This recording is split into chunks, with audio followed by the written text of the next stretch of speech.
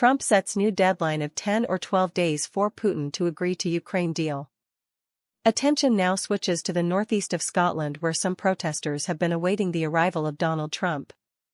In nearby Balmeedy, a crowd has gathered with signs protesting Trump. The PA news agency estimates that around 100 people have attended. There has been outrage in this area for years regarding Trump's golf course. However, the protesters today discussed, among other topics, Gaza, women's rights, and the environment. As the two leaders are also expected to join Keir Starmer for dinner on Monday, the American president will meet Scotland's First Minister, John Swinney.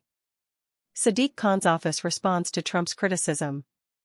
Following Trump's earlier statement that he wasn't a fan of the London mayor during a press briefing, we are now able to provide you with details of a statement issued on behalf of Sadiq Khan. A spokesperson for the mayor of London said, "Sadiq is delighted that President Trump wants to come to the greatest city in the world. He would see that our diversity not only makes us stronger but also wealthier and not poorer.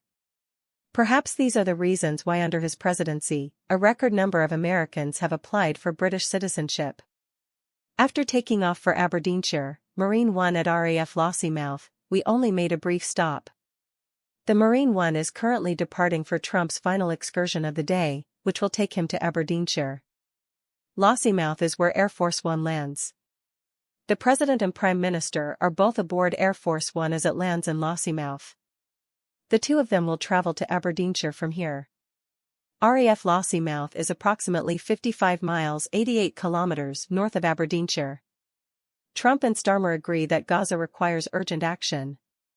A spokesperson for Downing Street stated that the two leaders discussed the appalling scenes in Gaza and agreed that urgent action was needed to bring an end to the suffering, which has reached new depths after the Prime Minister met with Donald Trump in Scotland today. Humanitarian aid had to be allowed in at scale and pace, the spokesperson continued. They pledged to collaborate in order to alleviate the suffering and starvation, and they will continue to push for the immediate release of the hostages who have been held so cruelly for such a long time. The Prime Minister welcomed the President's efforts to secure this and shared the plans he is working on with other European leaders to bring about a lasting peace. They reiterated their calls for an immediate ceasefire to clear the way for peace in the region. On Ukraine, the spokesperson said the two leaders agreed.